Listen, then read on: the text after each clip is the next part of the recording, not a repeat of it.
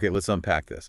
There's Yeah. a moment in life, and maybe you've felt this, where you realize you can't do it alone. You need help. Yeah. And that need is staring you right in the face, like the path is right there. But actually picking up the phone or even just admitting that need out loud, it Yeah. feels like climbing Mount Everest in your pajamas. Absolutely. That Everest analogy is perfect. We're talking about that really pivotal, often terrifying moment, making what we're calling the first call for help. This isn't just about fixing one specific problem either. No, not at all. It's about that huge, courageous step into the unknown when you're desperate for a guide, maybe a sponsor in a recovery program, or honestly, any kind of support that can help you start finding a way out of whatever struggle you're in. And what's really fascinating here, looking at our sources today, is how remarkably universal this first call hurdle actually is. It seems to cut across so many different challenges. Although, yeah, a lot of our material today does come from the context of addiction and recovery programs, like AA. But the core issue, it's about overcoming these really deeply ingrained patterns. Like what? Well, things like fierce self-reliance, crippling fear, profound shame sometimes, overcoming all that to finally accept support and begin a journey of change. We've got a really rich stack of sources today. Yeah, I was looking through them. It's quite a mix. It really is. Foundational texts like the Big Book, deeply personal memoirs, some really insightful psychological takes, too. Yeah. They all paint this vivid picture of the forces at play both inside and out when someone's just thinking about reaching out. So we're diving deep into the complexities around this initial outreach, whether it's to a potential sponsor, maybe a therapist, or really any first step towards getting help. Exactly. Our mission today, then, is pretty clear. We want to try and map out some kind of roadmap for courage and connection. We're going to explore those intense internal battles that happen before the call. Yeah, the lead up. Offer some practical advice. How do you actually make the call? What might you realistically expect from that first conversation? And crucially, how do you navigate those very real fears? Vulnerability, rejection. Huge fears. Think of this deep dive as maybe your shortcut to understanding that absolutely critical first step. Okay. It's packed with insights for people who've actually been there, made that call, and importantly, come out stronger on the other side. And for you listening, whether you're thinking about making this kind of call yourself for whatever challenge you're facing. Or maybe you're supporting someone who's grappling with it. Right. Or even if you're just curious about the kind of courage it takes to ask for help. This is about understanding a truly transformative moment. It really is. How one single brave action can open doors to completely new possibilities, potentially changing, the whole direction of a life. Okay, let's start right at the beginning, before the call is even a thought. That immense inner struggle packed with these really tough internal obstacles. Yeah, the internal landscape. We often see people who, on the surface, they seem completely capable, totally grown up, as one of the sources puts it. Right, that phrase from the AA literature. They might be holding down a demanding job, maybe keeping up appearances socially, doing all the daily things without any obvious complaint. But internally, Totally different story. internally, they feel, and this is another quote, small and helpless, hardly there at all. It's not just a bad mood. It's this deep internal fragility that's completely at odds with that capable exterior. That facade of control, it's incredibly heavy, isn't it? So heavy. And it's often one of the first things that needs to sort of crumble before asking for help even seems possible. It's this weird paradox. The more they try to control everything externally. The more out of control they feel inside. Yeah, that's a powerful point. And it really speaks to the isolation that often comes before needing to make that first call. The isolate. Yeah, this internal fragility hidden away. It's almost a universal sign of that isolation. And when people are stuck in, say, prolonged addictive behavior or just deep self-seclusion, it doesn't just make them feel alone. It does more. It actively creates what one source calls a very narrow and confined sense of self, and even their whole worldview shrinks. Huh, how so? Well, A Woman's Way Through the 12 Steps describes it really well. When life shrinks down to just this repetitive, isolating cycle, like their example is walking out the front door to the liquor store and getting a bottle and coming home, your ability to even imagine other solutions or that support even exists out there just drastically diminishes. Wow, so it's like being trapped in a tiny room. Exactly. And you start to think the room is the whole world. You forget there are windows, maybe even doors. So asking for help needs a bigger view, But the isolation itself stops you from seeing it. Precisely. It suppresses the very perspective needed to reach out. So you're not just building this huge wall of self-sufficiency for everyone else to see. Right. Behind that wall, you're also convinced you're totally unique in your problems, which makes it even harder to think anyone could understand. That feeling of not belonging, of being fundamentally different, man, that's a heavy load. It really is, and the sources call this the illusion of exception. You believe the rules, the requirements, the ways other people get help.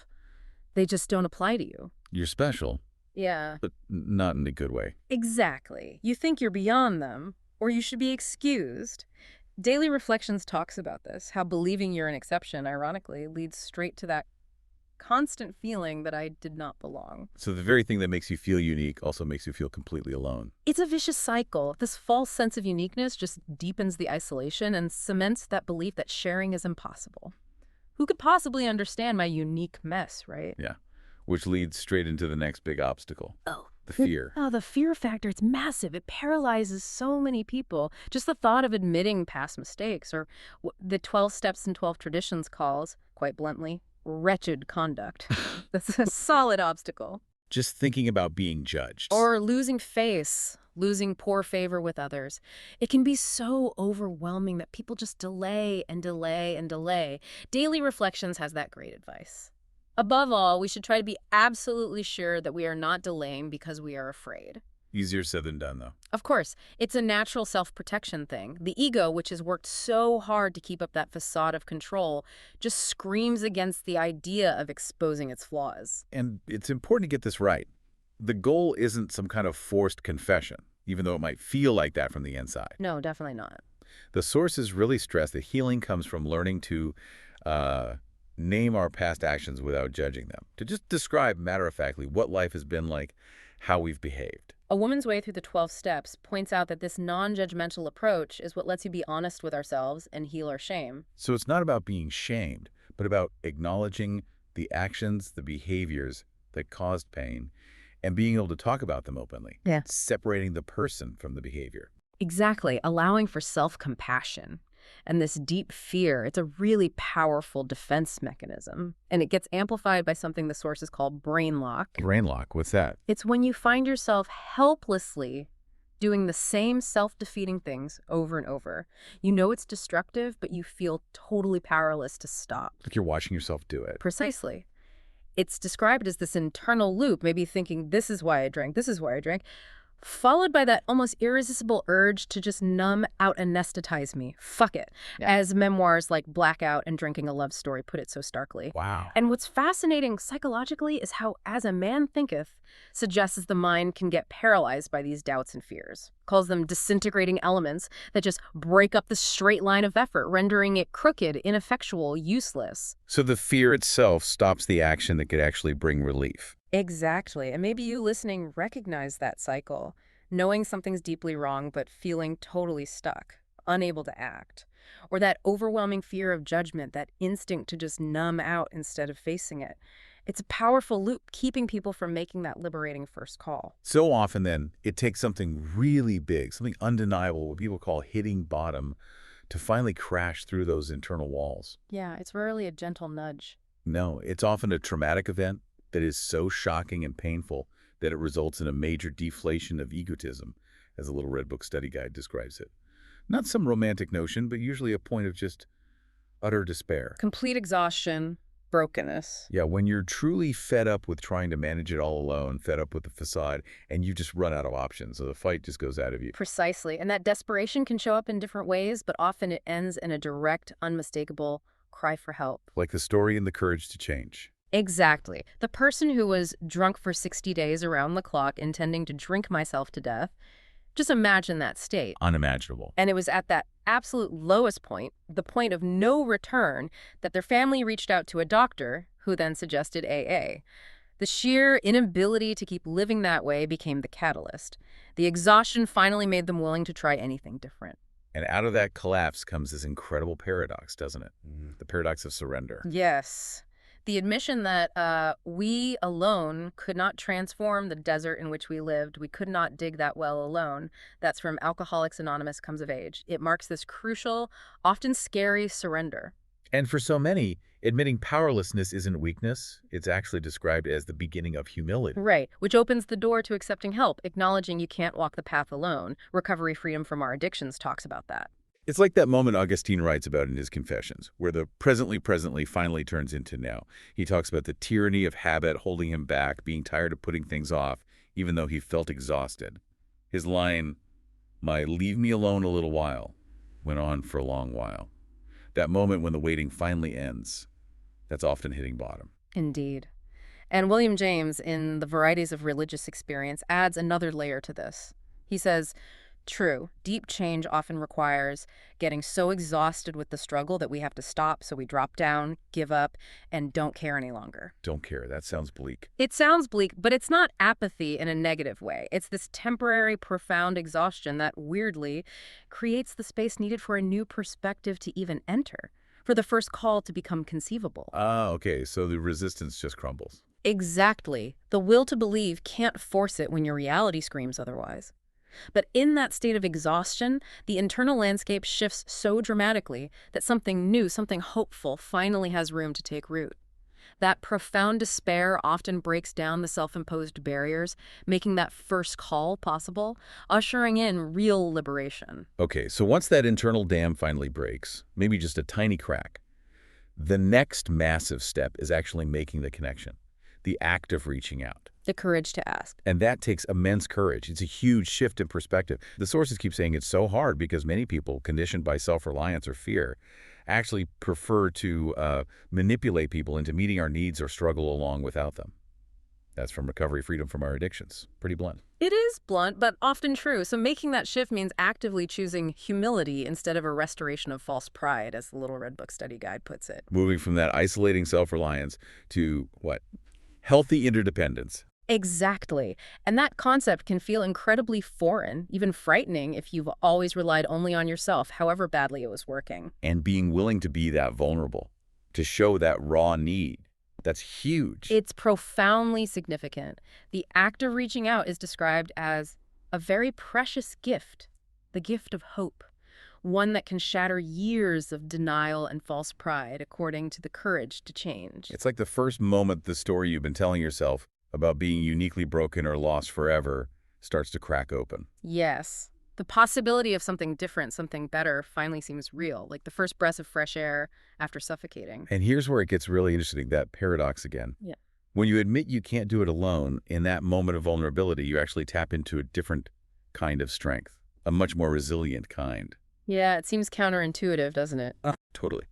But as A Man Thinketh talks about this power to do that emerges when doubt and fear stop dominating your purpose. It's not weakness at all. It's like you're redirecting all that energy you're using to maintain the facade and fight the losing battle. Letting go of what wasn't working to make space for what can work, for a collective strength. That strength of truth and connection. That's a great way to put it. And this courage to be unafraid, as Daily Reflections calls it, is itself one of the first gifts of recovery. It empowers people to act with both dignity and humility. Finding strength not just from within, but from something bigger. Right, whether that's their understanding of a higher power, which for many is the group's wisdom, or just the shared experience and wisdom of others who've been down that road, it's realizing real power comes from connection and willingness to be guided, not just isolated effort. Okay, so you've reached that point. You're ready. What do you actually say when you make that first call? This feels like a massive hurdle for people. Like you need the perfect script. Yeah, the pressure to say the right thing. But the sources consistently suggest simplicity. The first 3 steps in many programs, which are basically admitting the problem, believing improvement is possible, and accepting help. Yeah. Recovery Freedom from Our Addictions says they can essentially be worked just by nodding your head 3 times. Yes, I have a problem. Yes, I see it could improve. Yes, I see that I will need help, and I will accept that help. It boils down to a genuine, simple admission. I'm in trouble. No eloquence needed, just honesty. Just honesty about the struggle. And this truth-telling, however simple it sounds, is vital for healing. Opening up means being truthful with myself and my partner about why I was feeling hurt, as a woman's way through the 12 steps notes. It's not just for the other person then, it's for yourself. Absolutely. It's an act of self-honesty that helps break free from the self-deception that often goes hand in hand with the struggle, stripping away the illusions. And it's also about Identifying your inner life, right, and letting others identify with you. When you share the raw stuff, your inner world, others can see themselves in your story. That creates connection. A profound, almost electric connection sometimes. That honesty, as someone in We Are the Luckiest described it, can breathe fresh air into the dark, twisty parts of me that had been so long knotted up. You really don't need all the answers. Remember that story from Experience, Strength, and Hope? The person calls AA totally drunk, desperate, and just manages to say, I'm in trouble. And the person on the other end just got it. No interrogation needed. Implicit understanding. That kind of empathy must be incredible to experience after feeling so alone. That anecdote is so powerful because it shows the immediate, deep empathy you often find. Remember the caller being asked if she could walk, and her reaction, my God, how understanding, somebody who knows that you couldn't walk and why you couldn't walk. Wow. So the reality can be totally different from the fear. Often far, far more compassionate. This interaction highlights that principle of one alcoholic talking to another, which Bill W. felt was so important because it comes from actual experience.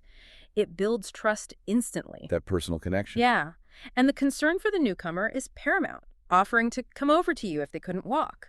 That directly challenges the stereotype that addicts cannot be nice people like us, as Unbroken Brain puts it. It shows genuine empathy, immediate willingness to help. It really shines a light on how the actual experience of reaching out can be so much better than the fear of judgment we build up. That's such a crucial point because people's expectations before calling are often filled with dread. They expect judgment, anger, maybe cold, clinical advice. Right. The worst case scenario plays out in your head. But the reality, often profoundly different. The contact frequently comes from a living, sober, sane adult for comfort and help, as Came to Believe says. And time after time, the experience is one of immediate acceptance. Like the quote from The Courage to Change. They cared about me, how they accepted me as one of them, a human being with the disease of alcoholism. It's a jarring contrast to the isolation and self-blame they've been living with, like stepping out of a dark tunnel into sunlight. And sometimes it's not just acceptance, but surprising clarity, too. Yeah, paired with the simplicity that feels revolutionary.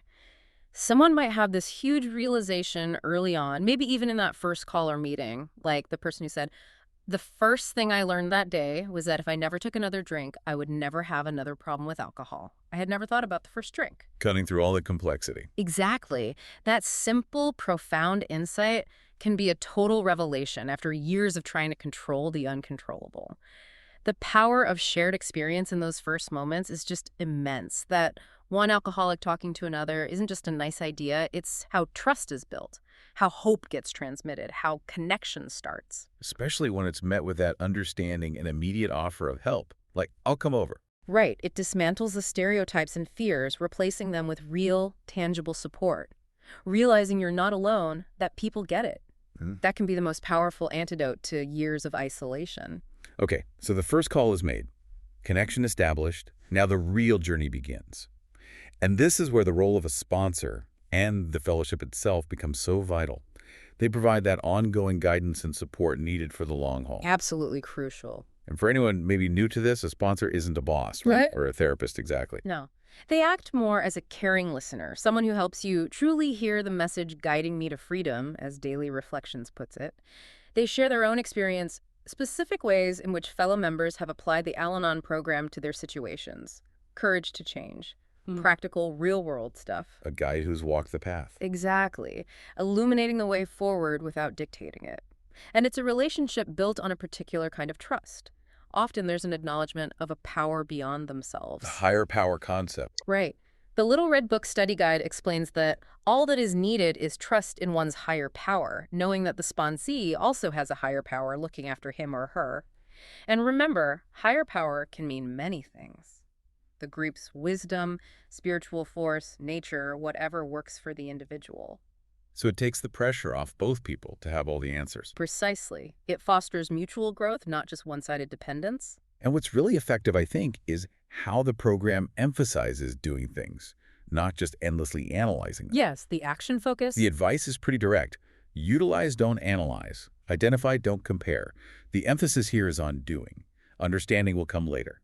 That really helps cut through the tendency to just intellectualize everything. Which can be a stall tactic, a cop-out, as the source says. Right, so you have this guide who's been there showing you the ropes, encouraging action, not just talk.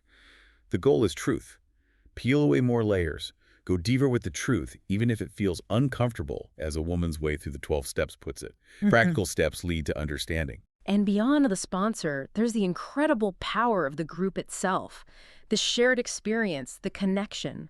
Alcoholics Anonymous Comes of Age describes the infusing power of the group, of our fellowship, draws something more out of each of us than any of us by himself can supply. Collective strength. Yeah, it provides added courage and will. It's this powerful synergy you just don't get trying to go it alone. The whole is truly greater than the sum of its parts. And those meetings become a space for real healing, don't they? A safe place to talk about my secrets and to hear others share theirs, as Courage to Change says. That combats the isolation directly. Yeah, hearing others describe my inner life when they shared theirs, like in We Are the Luckiest, that must be incredibly validating, finding that mirror in someone else's story. Realizing your deepest, darkest thoughts aren't unique, and people get through it. It creates such a powerful bond. And just witnessing recovery happen, seeing others get better or at least stop drinking, shows that it's possible. Tangible evidence, huge hope. Yeah. And what's interesting is how the program values each person's unique wisdom. It encourages speaking from your own experience, avoiding broad statements like, this is a problem for us. So it's personal, not just a formula. Exactly. It fosters a personalized, empowering journey. Now, it's also important to remember, as the recovering points out, quoting Dr. Hobelman, AA isn't for everyone. There are 100 ways to skin a cat. Different paths work for different people. Right. The value isn't necessarily in one rigid system, but often in that collective support. The sheer fact of putting your body in a room and listening hard can neurally reconfigure what addiction has done. Imagine the relief finding a community where you're understood, where your experiences connect you, and you're encouraged to find your own way within that support. So in those early stages, besides the sponsor and the group, there are these internal shifts happening too. Subtle but important. Definitely. Like being able to just listen. And Came to Believe calls it a minor miracle, being able to suspend opinion, analysis, judgment, and criticism to really listen and hear at meetings. Being receptive, not defensive. Letting new ideas sink in. Exactly. And that openness extends beyond just listening. Really accepting help means shifting from old patterns, like manipulating people into meeting our needs, towards a more honest practice of continually asking for help, as Recovery Freedom from Our Addictions puts it. So it's not a one-off, it's a daily thing. It's a daily practice. Starts in crisis, but becomes part of everyday life. Fosters ongoing humility, interdependence, a whole new way of relating to the world. And a really tangible benefit people talk about early on is the mind clearing up. Oh yeah, the mental fog lifting. Early sobriety can feel kind of dull, right? But living sober reassures people the dullness does go away. They say after a month, you notice a difference. After 3 months, clearer still. And by the second year, the change is striking. That mental clarity is a huge reward. Being able to think clearly again, engage with the world. It's like cleaning a really dirty window, like that analogy in I Was a Pagan. You have to clear myself up to let the light of truth shine through. Outside help gives you the tools, but you do the internal work to clean the glass. Perfect analogy. That collaboration between inner work and outer support. And this whole early journey also involves respecting feelings, including our own, as A Woman's Way Through the 12 Steps advises. Being gentle with yourself. Recognizing change takes time. Exactly. Like Mary Lynn's amends to her parents taking a decade. It needs patience, persistence, and sometimes others aren't ready to hear things. It's not a race, it's a gradual unfolding. Patience is key. Okay, so moving beyond those early, maybe rocky stages, the focus shifts more toward sustaining the journey, building real long-term resilience. Right. It's not just about stopping something anymore. No, it's a deeper shift from fighting against something, a substance, a pattern, to really accepting and embracing a whole new way of living, a transformation. That's a key distinction. And at the heart of it is that principle of willingness and surrender. Courage to Change puts it simply. If we supply the willingness, God supplies the power. That paradox again, letting go of control is how you actually start to succeed. Recovery Freedom from Our Addictions talks about that shift from fighting to acceptance being crucial for lasting change. It's not giving up in defeat, it's giving in to a new process. Trusting something bigger than your own, often failing, willpower. And with that surrender comes this amazing freedom, doesn't it? Freedom from craving. Yeah. This Naked Mind describes how that relentless mental misery of alcohol addiction can actually be replaced by freedom from craving. How does that happen? Well, the realization slowly sinks in that alcohol is the only reason you continue to crave alcohol, and that real pleasure, real joy comes from living without that cycle. So it's not about willpower anymore. Yeah. Fighting the urge. Not in the same way. It's more about fundamentally changing your perspective deep down so the urge itself just dissolves. This naked mind calls it changing your mental, conscious, and unconscious perspective on alcohol. Hmm. No willpower is required, and it becomes a joy not to drink.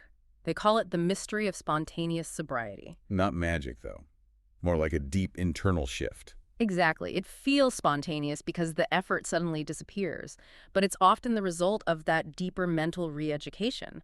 It resonates with that idea from, as a man thinketh, men do not attract that which they want, but that which they are. Meaning the internal state you cultivate through effort, surrender, the practices, actually creates the external reality of freedom.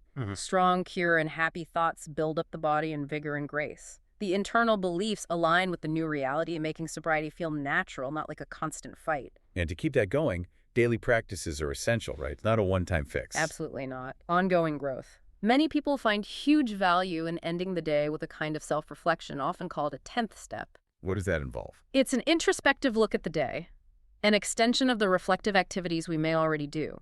Keeping a journal, talking through an issue with a therapist, turning to a friend. As A Woman's Way Through the 12 Steps describes it.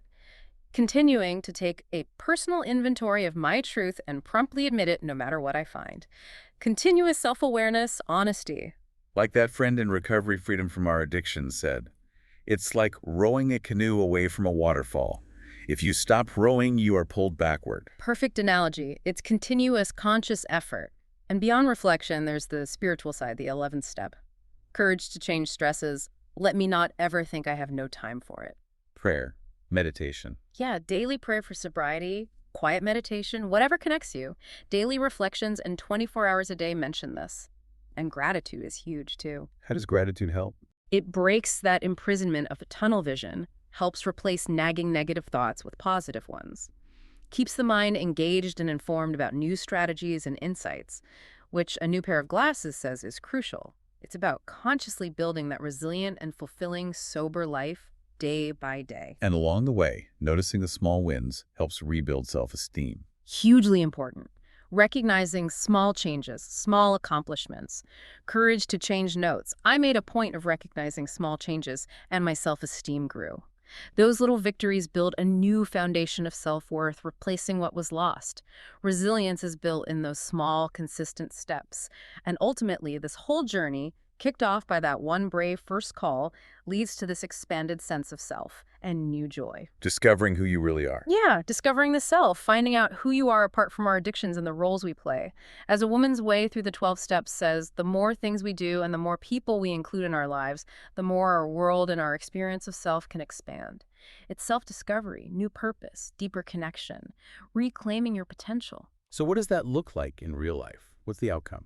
The sources describe a life abundant in happiness, joy, and freedom, experiencing peace and joy with a clear head and a steady heart, being able to talk with humor and detachment about our past and our recovery. That's a healthy sign of progress. And socially. You gain, as the unexpected joy of being sober calls it, the superpower of socializing sober, learning to navigate situations authentically, not using substances to blur the boundaries and deaden the fear, as Drinking a Love Story puts it. It sounds like reclaiming your core self. Even things like sexuality, seeing it as an inner life force, an energy, connecting us to ourselves, to others, and to the sacred, not some external force driving destructive behavior. Exactly, an internal recalibration towards genuine vitality. And this expanded self can also look back with compassion, even acknowledging the good times associated with past behaviors, as Sober Curious suggests, without gaslighting ourselves. So not denying the past, but understanding it differently. Right, understanding that alcohol itself is not the bad guy. It's the reasons we choose booze and the ways in which we use it that can become problematic. This acceptance allows for a clear-eyed view, integrating past and present without self-blame.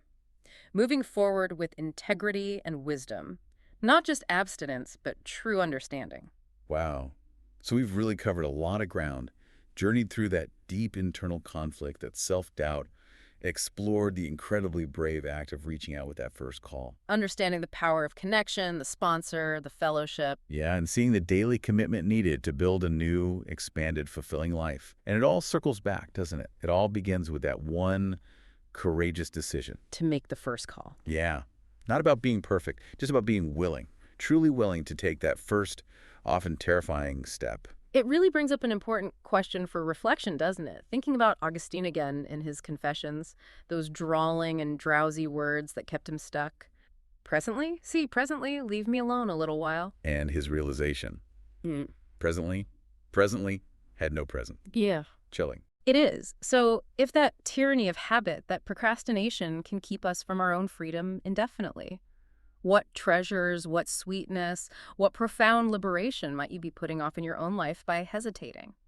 By holding back from making that first call towards your own personal breakthrough, whatever it may be. That's a powerful thought to end on. We really encourage you to think about these ideas, explore how compassion for yourself and connection with others sparked by that simple act of asking for help can truly be your most powerful tools in shaping a more resilient, more joyous, and ultimately a more fulfilling life.